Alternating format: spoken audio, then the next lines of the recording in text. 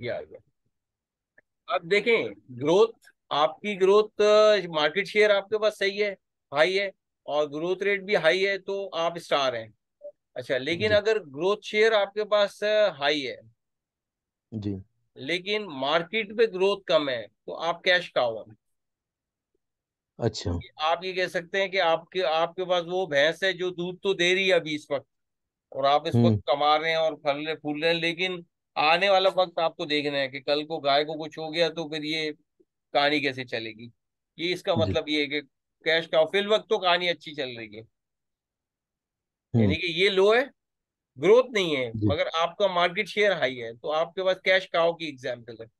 जी। जी। अच्छा, फिर अगर आपके पास फर्ज कर लें कि मार्केट में ग्रोथ तो हाई है, हम्म। मगर आपके पास शेयर नहीं है, ये लो है, ये लो है और ये हाई है, तो आप क्वेश्चन मार्क, क्वेश्चन मार्क का मतलब है सवालिया निशान है कि मार्केट में तो हाई है ये रेट, ग्रोथ परसेंटेज, आपके पास शेयर हम्म। क्यों नहीं है? क्या आपकी क्वालिटी जी। नहीं है, आप सर्विसेज अच्छी नहीं दे रहे हैं, या आप गलत जगह बिजनेस कर रहे हैं? क्वेश्चन मार्क है। हम्म। क्यों? सवालिया निशान। ये अब आपने अपनी मैनेजमेंट को खुद पूछना है कि यार क्यों, हम क्यों पीछे हैं। या आप इस तरह हाँ। समझ लें कि साउथ अफ्रीका की टीम दुनिया में नंबर वन है एक जमाने में, 92 के वर्ल्ड कप से लेके बीच जी। में जी। कुछ अरसे तक, मगर आज तक वो वर्ल्ड कप नहीं जीती। जी। वो तो क्यों? क्वेश्चन मार्क लगाना चाहिए उनको। तो स्ट्रेंथ तो हम्म। है, बैट्समैन बॉलर्स भी थे, तो क्यों नहीं जीते? What's the reason? Question mark. जी। ठीक है। और डॉग का हम्म। मतलब यह है कि आपके पास ग्रोथ शेयर भी नहीं है, और मार्केट में वहां पर जो है ना ग्रोथ भी नहीं है, तो डॉग वाली सिचुएशन है कि बस भौंकने वाली रहेगी ये बात, कि हम तो ना हमारे पास शेयर है ना हमारे पास वहाँ मार्केट है। ये अफ्रीका की जी। एग्जाम्पल ले लें हम, अफ्रीका में जी। बिजनेस कर रहे हैं तो वहाँ ना ग्रोथ भी बहुत लो है, बहुत ही लो है, और फिर हमारे पास जी। शेयर भी नहीं है, तो डॉग वाली सिचुएशन है यहाँ पर। ये चार हमें हमें देखना है कि हमारी कंपनी किस ब्लॉक के अंदर फॉल कर रही है। हम्म। ये भी कैलकुलेट करने के एक तरीके है सर। आपने देखना है कि आप स्टार हैं, कैश काउ हैं, इस क्वाड्रेंट में आ रहे हैं, इसमें आ रहे हैं, इसमें आ रहे हैं, कहाँ आ रहे हैं, फिर आपने इसको जी। सही करना है। अच्छा, अब मैं आपको एक टेक्निक बता दूं। अगर आप इसमें तो आ रहे सर हैं, इसको कैलकुलेट कैसे कर रहे हैं? इसमें सर आपको पहले डाटा लेना है कि आपकी हम्म। टोटल पेशेंट्स कितने हैं सऊदी अरब में, पूरे टोटल पेशेंट्स कितने होते हैं। ये डाटा कुछ हम्म। कंपनीज देती हैं, कुछ कंपनीज ऐसी होती हैं जो डाटा ही देती हैं सिर्फ मुख्तलिफ बिजनेस को। हम्म। देखिए ना, वो आपके पास एनुअल फैक्ट्स होते हैं कि टोटल इतने पेशेंट से इतना बिजनेस हुआ, इतने लोगों ने ट्रैवलिंग की, इस टाइप का बहुत सारा डाटा अवेलेबल होता है मुल्क में। जी। बाहर से इतने लोग आए, ट्रैवलिंग करके गए 60%, बहुत, ये सबको डाटा मिलता है कहीं ना कहीं। अच्छा। आपने वहां से देखना है, और अपने पास आपके पेशेंट्स होंगे कि आपके पास कितने पेशेंट है, हम्म। तो आपने अपनी परसेंट, मिसाल के तौर पे मैं समझाता हूँ। मैं कैलकुलेटर ओपन कर लूँ और इसको हम शेयर करते हैं यहाँ से। लेट्स सपोज टोटल जो है ना आपके पास 1 लाख वो आ गए पेशेंट्स टोटल सऊदी अरब हम्म। में, फॉर एग्जाम्पल। उसमें से आपके हम्म। पास जो है ना 40,000 आपके थे। ठीक है। तो अब आपने क्या करना है, 40,000 न्यूमरेटर में आएगा, जी। और डिवाइडेड बाय टोटल 100,000 था, तो आपकी हम्म। परसेंटेज बनी 40%, मल्टीप्लाई 100 जी। कर देंगे। हम्म। ठीक है ना, ये आ जाएगा 40%, 40% शेयर है। जी। ठीक। अब आपने देखना है कि आपके जो कॉम्पिटिटर्स हैं उनके पास क्या शेयर है। अगर किसी के पास 45% है आपके अलावा, तो इसका मतलब एक जी। आपसे आगे जा रहा है, वो लीडर है, आप हम्म। चैलेंजर है, इसको एक और कहते हैं मार्केटिंग टर्म में। वो लीडर है, जी। आप चैलेंजर हो, चैलेंजर का मतलब होता है आप सेकंड नंबर पे चल रहे हैं उसके साथ। जी। और अगर आप 40% पे हाईएस्ट ले रहे हैं और बाकी वाले पीछे हैं, तो फिर इसका मतलब आप लीडर हैं। जी। ठीक है। या अगर खुदा ना हम्म। खास्ता आप यहाँ फॉल करते हैं इसके अंदर क्वेश्चन मार्क में, आपका डेटा आ रहा है कि यार इसमें आ रहा है, तो आपने कोशिश ये करनी है कि जब आप मैनेजमेंट में जाएंगे और बड़ी पोस्ट पे जाएंगे, तो सर वहां पर आपकी स्किल्स ये होनी चाहिए कि यार मेरी कंपनी यहाँ फॉल कर रही है, मुझे इसको यहाँ से धकेल के 6 महीने में ये इसमें लाना है, जी। यहाँ से इसमें लाना है। और यही हम्म। स्किल्स होती है बड़ी पोस्ट के बड़े पैकेजेस के लिए। जी। ये अल्लाह भला करे आपका सीए में क्वालिफाई हो गया ना, मैं एक हम्म। यकीन से एक बात कहता हूँ कि आपके थॉट्स बदल जाएंगे। आप जी। ये जॉब छोड़ के चले जाओगे, मेरी मेरी प्रिडिक्शन है। इंशाल्लाह सर। हाँ, ये मैं आपको पहले से बता, अगर निकल गया तो ना, दोनों पार्ट्स निकल गए, आपने हम्म। 6 महीने के अंदर अंदर ये छोड़ देना है, और फिर आप बड़ी कंपनीज में अप्लाई करोगे, और फिर ये वाली पोस्टों के लिए अप्लाई करोगे। फिर आपका काम होगा, यार आपने देखना है मेरी कंपनी यहाँ पर है, जी। आपने उसको ऐसी स्ट्रेटेजीज बना के देनी है, यहाँ से निकाल के उसको यहाँ लाना है। जी। 6 महीने में कंपनी को प्रॉफिटेबल बेहतरीन कर दिया, ये स्ट्रेटेजीज हम्म। बना के देनी है। ठीक जी। है। और अगर आप यहाँ पर फॉल कर रहे हैं, तो इसको यहाँ से धकेल के यहाँ लाना है। ठीक है। जी। तो ये आपकी हम्म। स्किल्स होती हैं। इसको पहले पढ़ना है, पहले इसको आप याद करें। मैं देखते हैं उसका कोई हम्म। Relevant question. वैसे तो ये थ्योरी का पार्ट है, लेकिन कोई कैलकुलेटेड क्वेश्चन ढूंढना पड़ेगा, मुझे थोड़ा सा टाइम लगेगा इसमें ना। तो जी। देखता हूँ मैं बाद में, ठीक है। अच्छा, ये आ गया आपके पास। हाँ, ये एक स्ट्रेटेजीज है। अगर आपके पास है कैश का हो है, तो आप होल्ड स्ट्रेटेजी होल्ड करके रखें। मतलब होल्ड का मतलब अभी चलने दें। जैसे कराची के अभी जो हालात हैं, जो लोग जी। अच्छा चल रहे हैं, कमा रहे हैं, तो अभी कुछ वो ना करें, ना कारोबार बेचे, ना कुछ करें, अभी चलने दें, होल्ड स्ट्रेटेजी। हम्म। जी। और अगर आपके पास स्टार में है, आप स्टार के हम्म। बॉक्स में आ रहे हैं, तो बिल्ड स्ट्रेटेजी। बिल्ड का जी। मतलब है आप और बनाएं, आपको इन्वेस्टमेंट कर दें और मजीद ओपन करें, बिल्ड बिल्ड होने की हम्म। स्ट्रेटेजी बनाएं। और हम्म। फिर अगर आपके पास जो है ना, ये आप आ रहे हैं, ये भी आपके पास इसमें है, ये कैश काउ में, तो हार्वेस्ट स्ट्रेटेजी है, क्योंकि ये कैश काउज में ही फॉल कर रही है। ठीक है। जी। और डाइवर्स स्ट्रेटेजी का मतलब, अगर आप डॉग के अंदर हैं या डॉग में हैं, जी। डॉग की कैटेगरी में आपसे कैश पे, इसमें आप इस तरह समझे ना, इस ब्लॉक में आ रहे हैं, इससे पहले धकेल जी। के ही आना है। अगर नहीं आ पा रहे, आपकी कंपनी हम्म। नहीं आ सकती, तो फिर स्ट्रेटेजी आप करेंगे डाइवर्स स्ट्रेटेजी। डाइवर्स का क्या मतलब होगा? डाइवर्स यानी कि सर किसी और स्थिति। तो किसी और बिजनेस किसी। में चले जाएं, इसको छोड़ के जी। दूसरे में निकल जाए किसी और में। हम्म। हाँ, इसको फोकस करें फिर। बोला इसमें हम नहीं चल पा रही है। ठीक हम्म। है। अच्छा, अब आ गया सर स्ट्रेटेजिक प्लानिंग। यहाँ पर आपने जी। प्लानिंग करनी है।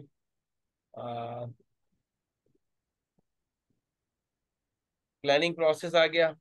अच्छा, प्लानिंग जी। प्रोसेस में लॉन्ग रेंज आ गया, लॉन्ग रेंज के बाद मीडियम रेंज है, फिर शॉर्ट टर्म आ गया। शॉर्ट टर्म का मतलब आपके पास लॉन्ग रेंज में 3 to 5 years है, और ये 1 to 2 years होगा। फिर आपके पास जो 1 year या मिनिमम 1 month ऑपरेशनल वाला। जी। ठीक है। अच्छा, इसके बाद है कॉन्टीजेंसी प्लानिंग करके रखनी है।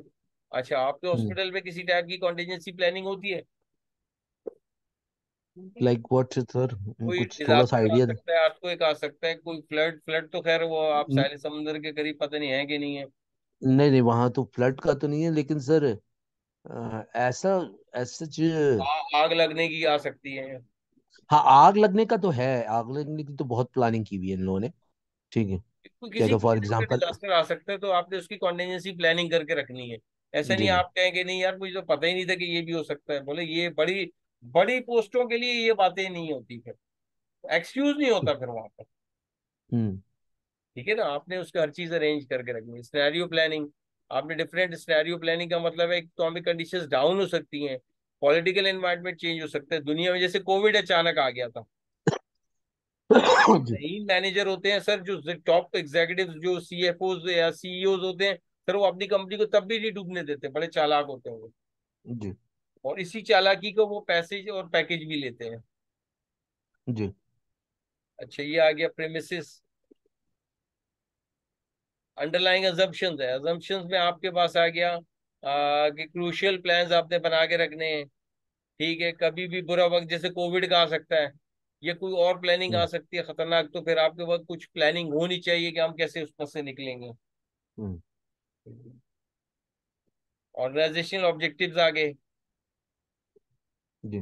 मल्टीपल ऑब्जेक्टिव्स रखने हैं आपने, एक नहीं रखना है, एक नहीं लेके चलना है। एक अगर कामयाब ना हो तो दूसरे में आप चले गए। हम्म। मैनेजमेंट ऑब्जेक्टिव आ गए। इफेक्टिवनेस और एफिशिएंसी दो पे फोकस करना है। इफेक्टिवनेस किसे कहेंगे सर? सर इफेक्टिवनेस ये कहते हैं ऑन टाइम कोई थी चीज होना। और एफिशिएंसी क्या है फिर? एफिशिएंसी ये कि ऑन टाइम होना और वो अच्छी तरह से होना। अच्छा चले, मैं आपको इस तरह एक अभी आसान सी एग्जाम्पल इस तरह दूं कि फर्ज करें कि एक बंदा होटल में ना प्लेट्स धो रहा है, ठीक है, और वो हम्म 100 प्लेट्स धो रहा है 1 आवर में। हम्म बड़ी अच्छी एफिशिएंसी है, यानी कि 60 मिनट्स है, और 60 मिनट के हम्म अंदर वो 100 प्लेट्स को धो देता है। अच्छा, जी ये इसकी एफिशिएंसी आ गई। जी अच्छा, जी अब आपने देखा यार ये काम तो बहुत तेज कर रहा है, लेकिन आपने कुछ प्लेट्स रैंडमली बीच में से चेक की तो कुछ साफ नहीं थी, तो एफिशिएंसी हम्म तो उसकी ठीक है, बट जी इफेक्टिवनेस ठीक नहीं है। जी यानी कि दो चीजें हैं, एक तो तेजी, जी कितना तेज वो कर रहा है, दूसरा है कि कितनी हम्म क्वालिटी के साथ, यानी कि जो प्लेट आप उठाएं एक जैसी साफ आ रही है, तो यार इफेक्टिव भी पड़ा है।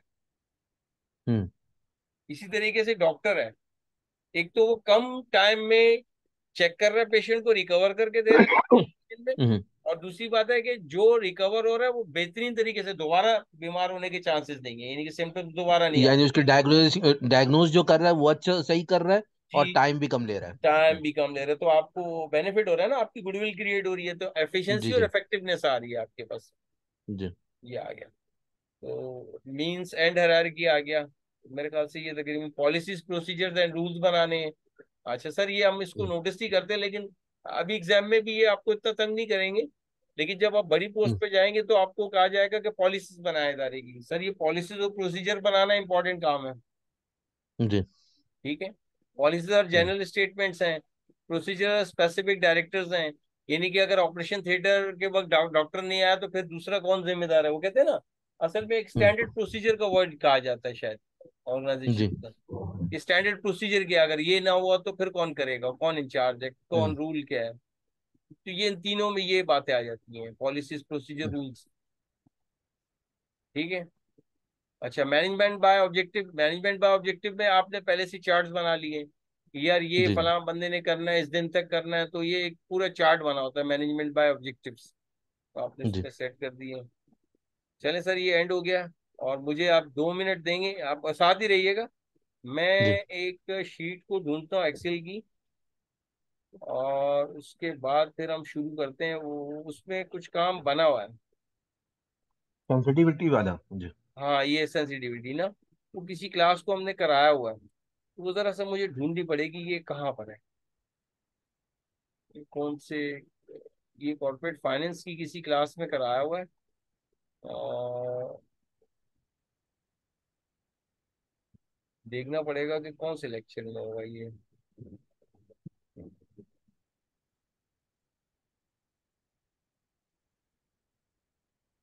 तो आप भी मेरे साथ शेयर करके देखते जाए ताकि बोरियत ना हो। ये हमारे पास आ रही है दिसंबर अक्टूबर सितंबर की क्लास,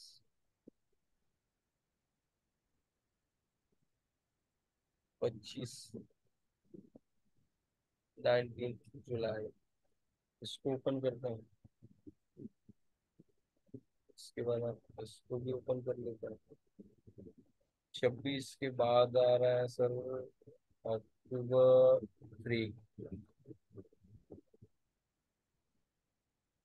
नहीं, इसमें ड्यू पॉइंट एनालिसिस है ना, चलिए तो देखते हैं।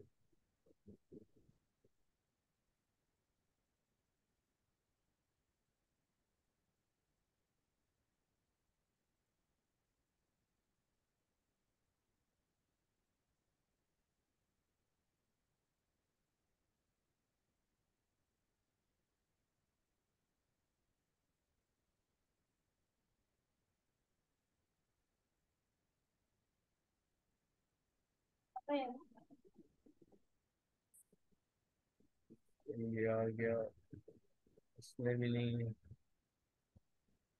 फ्री शीट के हमारे पास बस ये वाली।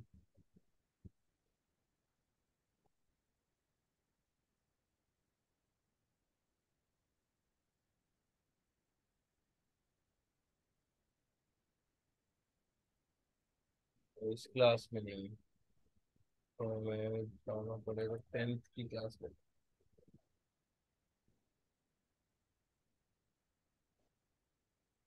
चेंज इन परसेंटेज सेल्स, हाँ सर, ये वैक कॉस्ट ऑफ कैपिटल आप वो देख रहे थे ना। जी जी। सर वो जो कॉस्ट ऑफ कैपिटल था, कि वो जो 10% है वो कैसे निकलता है, हम्म। ये उसका फॉर्मूला है। ये इक्विटी, इक्विटी का सर कोई मतलब वो नहीं आ रही है मेरे सामने। स्क्रीन।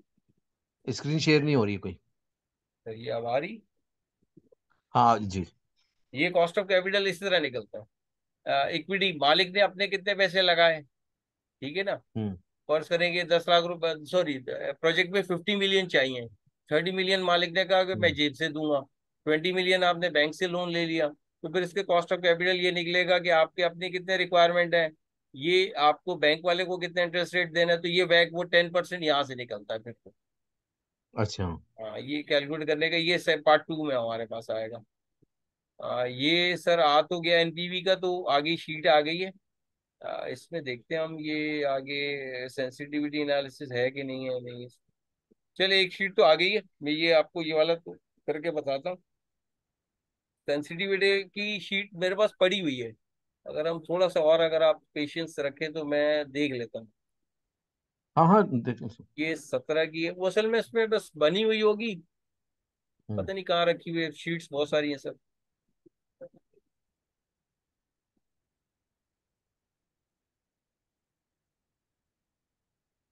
फाइनेंशियल प्रोजेक्शन, ये बैलेंस शीट एडवांस फ्यूचर में बनानी, नहीं ये वाली नहीं है।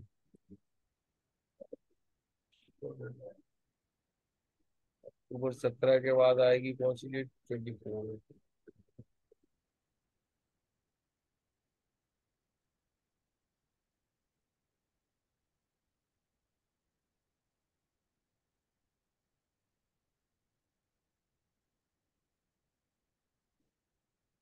सर ये भी बड़ा काम का फ्री कैश फ्लो, जी। कैश कन्वर्जन साइकिल आ गया, शीट 4 आ गई। नहीं, ये ट्विटर वगैरह कैसे निकालते हैं, ट्विटर वाले कॉस्ट ऑफ डेट और ये कॉस्ट ऑफ इक्विटी। हम्म।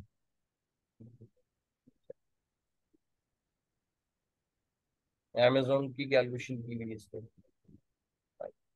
ये भी सेंसिटिविटी तो करवाया हुआ पढ़ाया हुआ, कहाँ कौन सी शीट में है। 24 के बाद कौन सी आएगी, 31,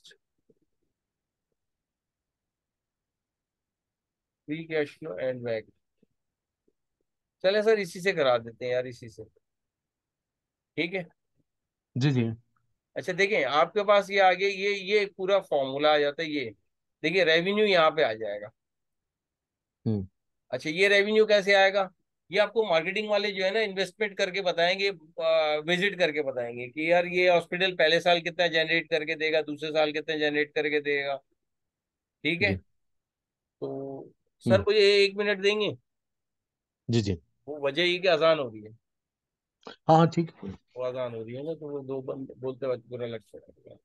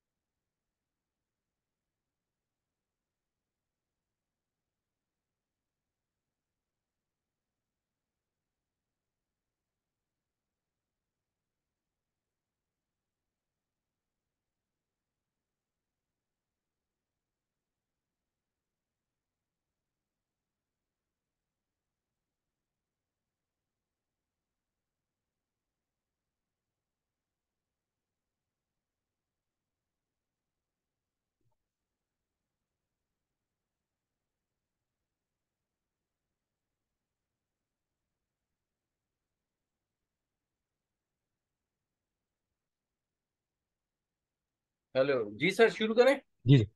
हाँ, हाँ शुगर। हाँ सर। सर देखिए, मैं करके दिखा रहा हूँ। यहाँ पर फर्स्ट करेंगे, इन्वेस्टमेंट का ब्लॉक है, ठीक है ना। हमने कहा कि 50 मिलियन की इन्वेस्टमेंट थी, जो पहले एग्जाम्पल में बोल रहे थे। सर ये सेंसिटिविटी निकाल रहे हैं ना? सर मैं पहले पूरी थोड़ी सी वर्किंग कर लूंगा, फिर सेंसिटिविटी पे आ जाएंगे ना, ठीक है। जी जी।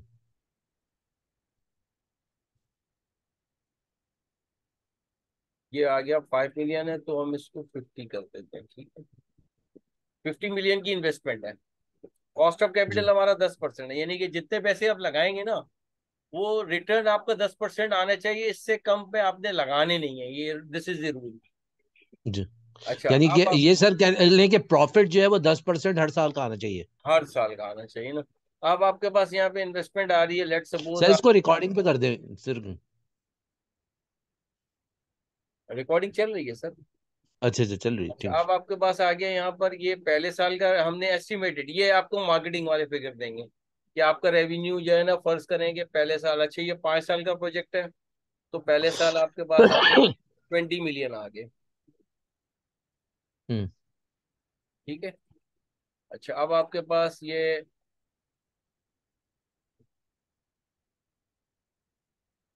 क्या हो गया, ठीक है। जी अच्छा, अब यहाँ पे 20 मिलियन है, और यहाँ पर हमने इसको 10% ग्रोथ के साथ दे रहे हैं, यानी कि 10% हर साल ग्रो कर रहा है। जी। इसको मल्टीप्लाई कर देते हैं 1.10 से, ठीक है। अच्छा, इसके बाद तो हम। सर ये जो 10% जो ग्रोथ कर रहा है ये हमें दिया हुआ होगा ना? हाँ, ये आपको बता देगा ना मार्केटिंग वाला कि सर हर साल जो है ना वो ग्रो करेगा, जी। ठीक है। ये हमारे पास हम्म। सेल्स आ गई फिगर, ठीक। अच्छा, वेरिएबल कॉस्ट का मतलब है कि अच्छा, ये मैन्युफैक्चरिंग का बिजनेस है, थोड़ा सा आप इस तरह समझे, मैन्युफैक्चरिंग है, क्योंकि ये मटेरियल मटेरियल है ना। फैक्ट्री जी जी। लगा रहे हैं हम, हॉस्पिटल नहीं लगा रहे, फैक्ट्री लगा रहे हैं हम। जी। अच्छा, अब आपके पास, अच्छा ऑन रैन साथ रहिएगा, लाइट चली गई, मैं चार्ज ही ऑन करा रहा हूँ। ये ईमान, ईमान, चार्ज ही ऑन करो।